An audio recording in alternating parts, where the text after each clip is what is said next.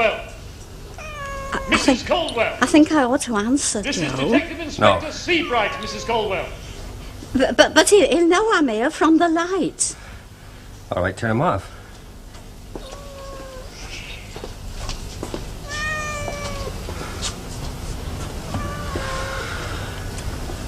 All right, he's gone. But they'll know, though. All right, they'll know. They're all around the back. I just saw them. Little heads bobbing up and down. Little heads. And bobbing up and down. You've done something wrong, haven't you, Joe? Yeah, I've done something wrong. What have you done? I'm not telling you. Oh, I wish you'd tell me, I'm not Joe. telling you. Not even me? No! Look, I'm not telling you. Are you scared of me? No, of course not. You don't have to be scared of me. I'm not frightened of you, Joe. I mean, I wouldn't want to hurt you. No, I know you wouldn't. Well, you don't have to make any noise. Now, you understand that? Yes, I understand, Joe. You just be good, all right? Yes, I'll be good, Joe. Poor Joe.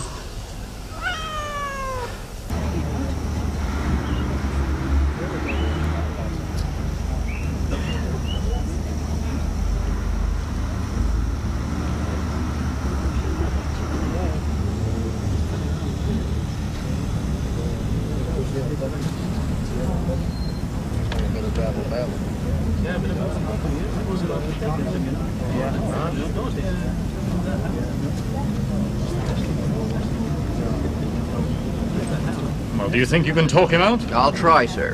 Where is he? Do we know? In the back room. Show him round, will you?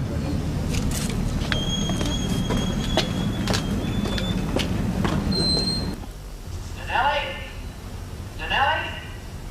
We know you're there, Danelli. This is Sergeant Stevens from the base, Danelli. I'm ordering you to come out. It's a sergeant, Joe. Danelli, if you don't come out, we're coming in.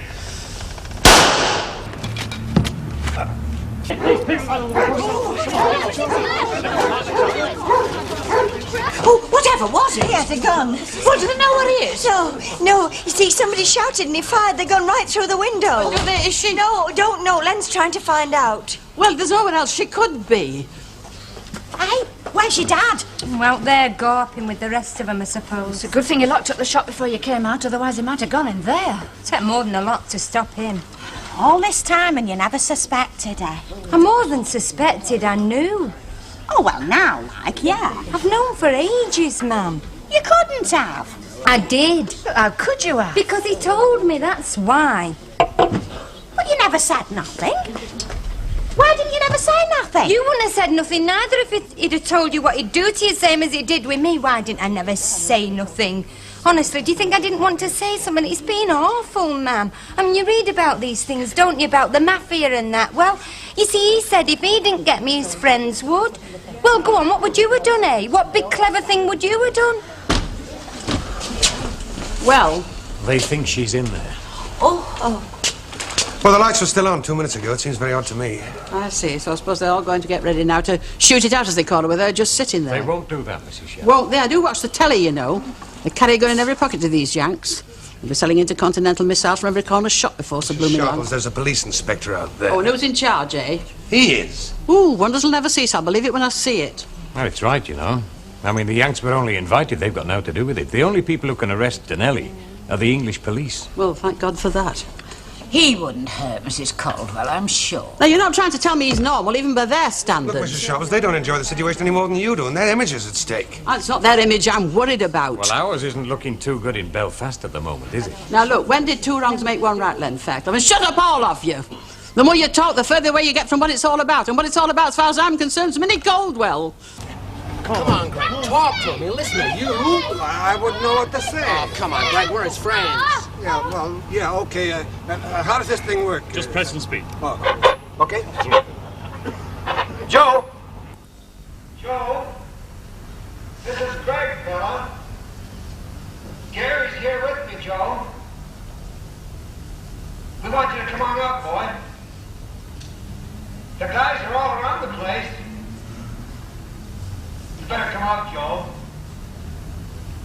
Get her in, we'll speak up for you, boy. We know what a son of a bitch Steve got to be, don't we, Joe? Joe? Let the old lady out, Joe. Hey, fella? Joe? Joe? Joe?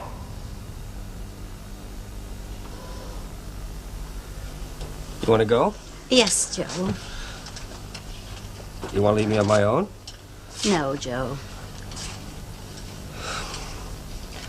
No, my mother married again after Pop died.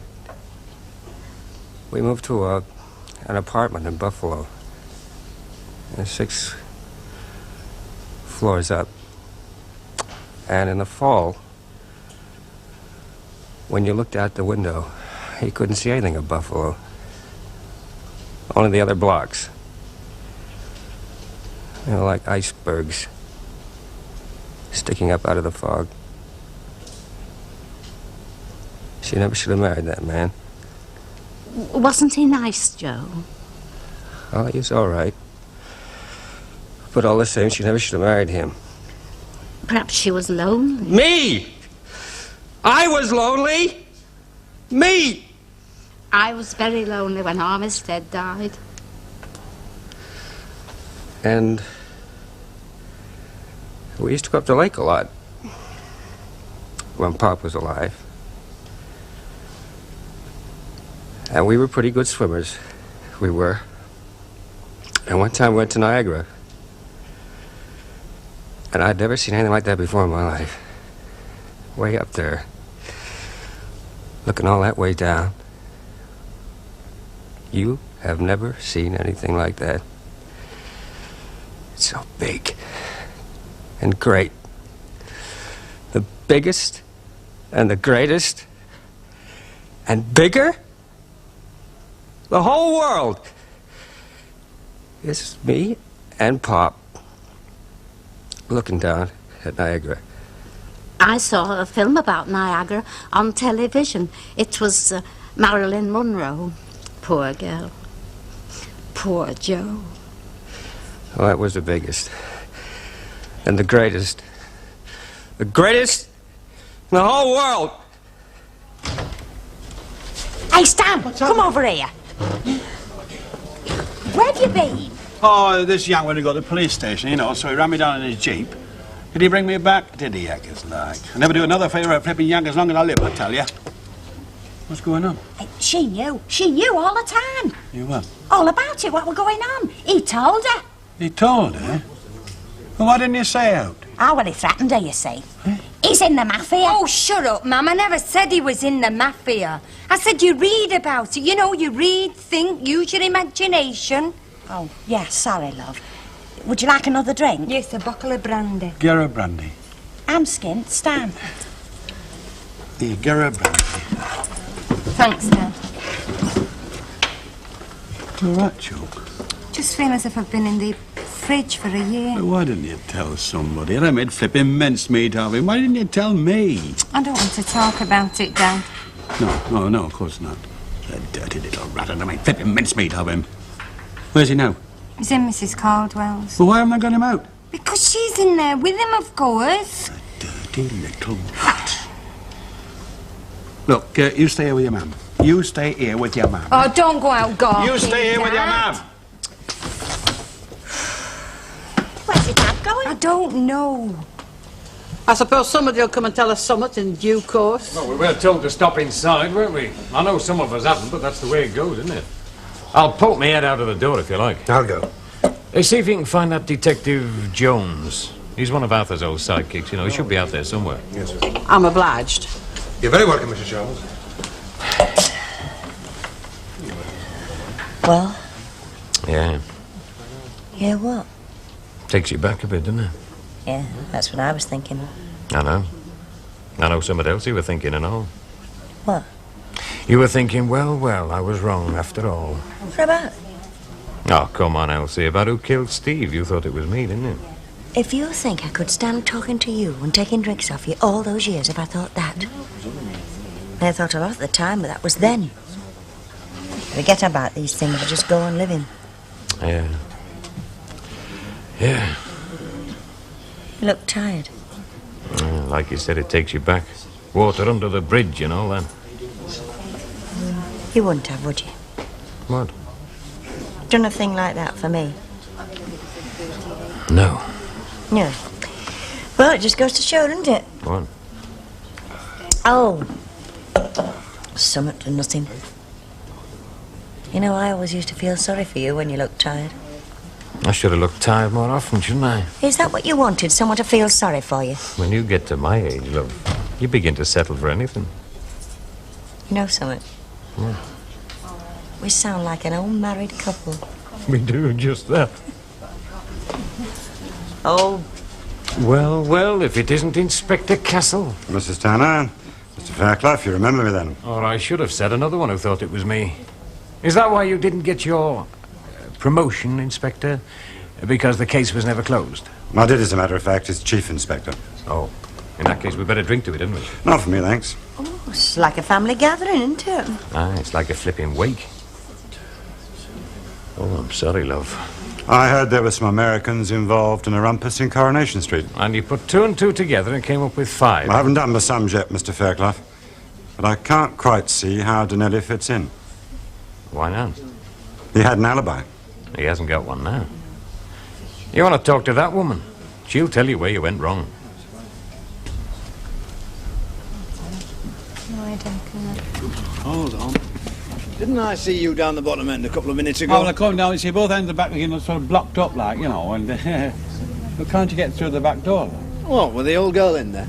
He wouldn't hurt Minnie Colwell. Ah, yes, but we're keeping well back till we see if he lets her out. Oh, yeah. Now, hold on a minute. You can't go in there. I'm going to my house. No, but it's to go down the street. I'm not going down the street, am I? I'm going to my house to get my tablets. I have to have them, you know, every 2 hours. Like I'm an hour late now. My knees feel a bit wobbly anyway. Oh. You know. Well, tell you what I'll do. I'll whip in, whip out.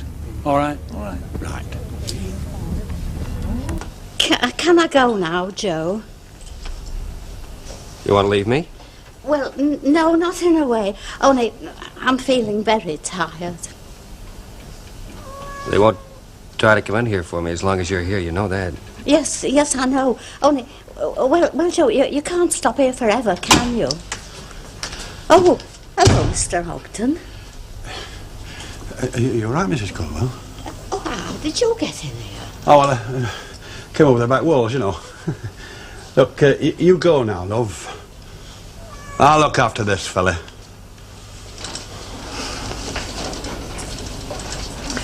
He's right, Ma, you go. You go, I'm all right now. Stanley will stay and keep me company. Won't you, Stanley?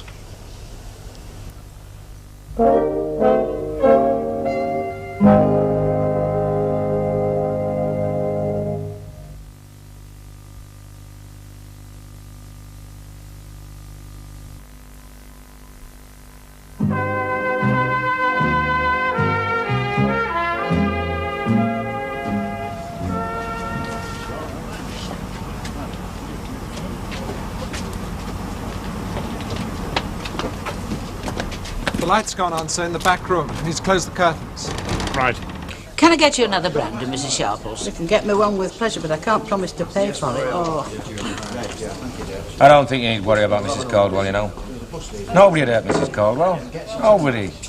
Billy, lad, I'm not worried about whether he'll hurt her. It's what's going to happen to her state of mind. She'll be turned to stone inside there with that mad specimen.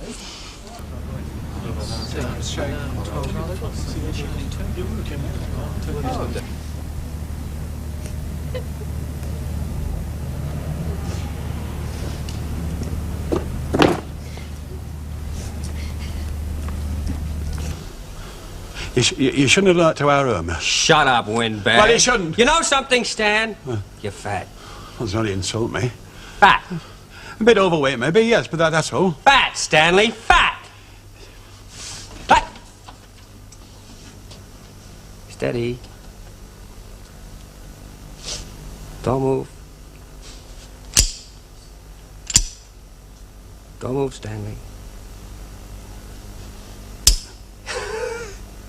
You carry around a lot of weight there, Stanley. Why don't you sit down and rest it? Hmm? You sit down. And you relax. Why did you give Donnelly an alibi? Well, I think Gary was scared, sir, that he didn't have one for himself. I'm asking him. Is that right? Yes, sir. Were you aware of the fact that you were committing perjury? Well, not exactly, sir. Well, we're not too well up on your laws, sir. Perjury is perjury in any judicial system, Sergeant, as I'm sure you're well aware. Yes, sir. Anyway, the case is out of my hands now. When we get your chap, as we undoubtedly will, I shall be obliged to hand him over to your people for a court-martial. Let's hope he gets his just desserts. Well, I'm sure he will, sir. What would his just desserts be, Sergeant, would you say? Well, I think he's a nutcase, sir, so... Oh, Mrs. Caldwell. Where do you think you've been? I've been at home, Eva. Well, come and sit down. I'm all right now. Shall I get her a brandy, Mrs. Yes, get Sharp? her a brandy. I asked him what he did wrong, only he wouldn't tell me. Is he absent without leave? Oh, yes, he is that, Mrs. Caldwell. Well, I don't think he'll stay in there very long now. Not that Mr. Ogden's gone in to talk to him. What was that, Mrs. Caldwell? Mr. Ogden's gone in to talk to him. Didn't you know? Come on, Sergeant. Come on, Lord. No, well, where's me mum gone? She's at the other end of the seat. No, leave her, dear. How about a little song, Stanley? Eh? A song. You know, or carol. It's every carol. That's what we need, a little peace. And goodwill. You know what my favorite carol is, Stanley? You guess what my favorite carol is. Good King Wenceslas. That's wrong, Stanley, that's wrong. Silent Night. Hey, that's it. That's the one. You know the words? Well, just one verse. Well, that's all right. We'll do it together. Okay, on the count of 3. All right. 1, 2, 3. Stanley, you're not cooperating, Stanley. Yeah, I know, but you know what? Well, look, Stanley, you be a good boy and you won't get hurt. Oh, you hurt our Irma, didn't you? Well, I'm sorry about that. Sometimes I'm sorry, sometimes I'm not. I do a lot of bad things, Stanley. I never should have been born, you know that. I never should have been born. You don't like me very much, do you? Well, I don't know, you know. You're poorly, aren't you? Poorly? Yeah. Yeah, poorly.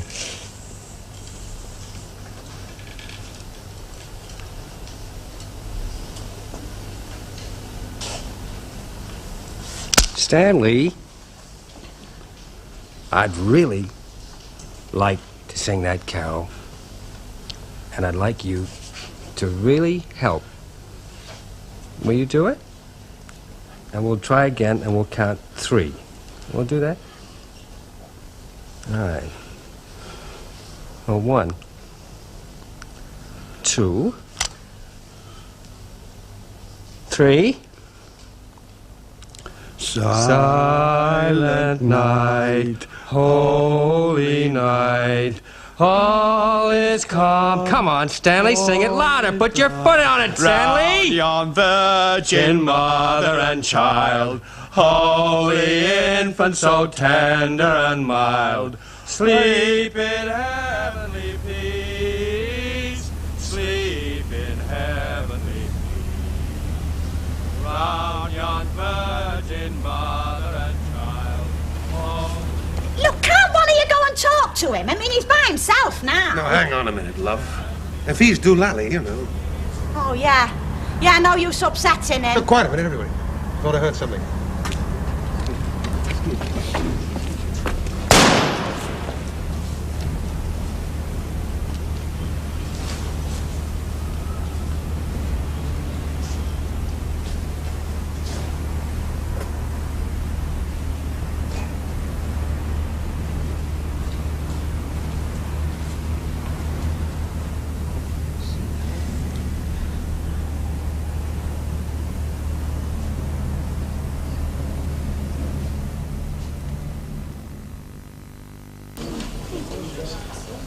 Ina?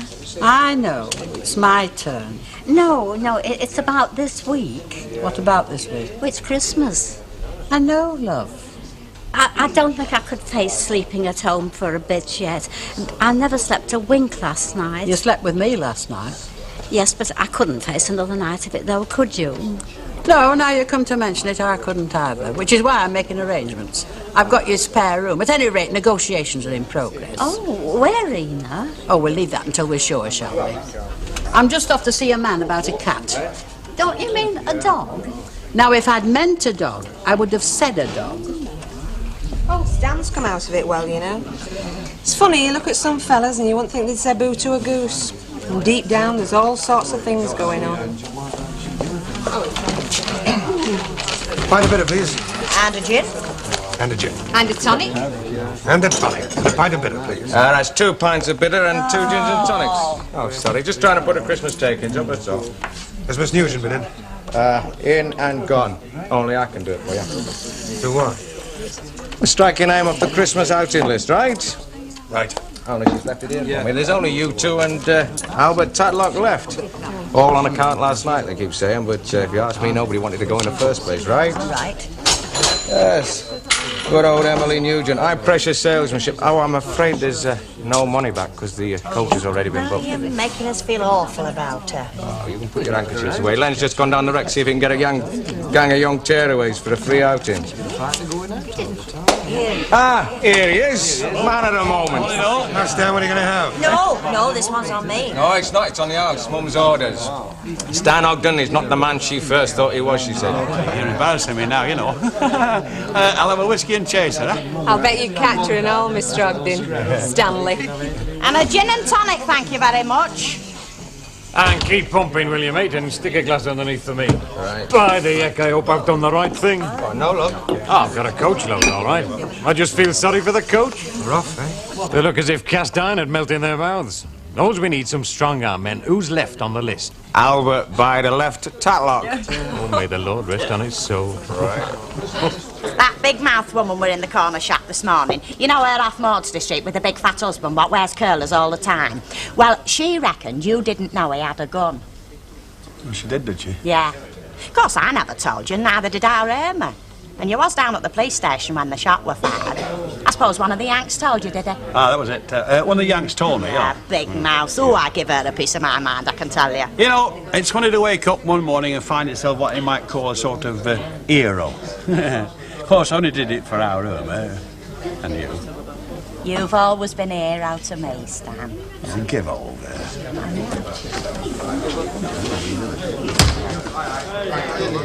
Albert, just the fella I'm looking for. Are you going off on this coach trip? Well, why shouldn't I be? Well, you're going on your top. Oh, well, in that case, I won't bother. When do I get my money back? I'm afraid you don't. But I paid up, didn't I? Well, it's what you might call non-returnable. Oh, well, I'm going. You sure? Of course I'm sure. Well, please yourself. Yeah, and I'll do that and all, won't I? Look, and don't you run away with the idea that I'm always after something for now.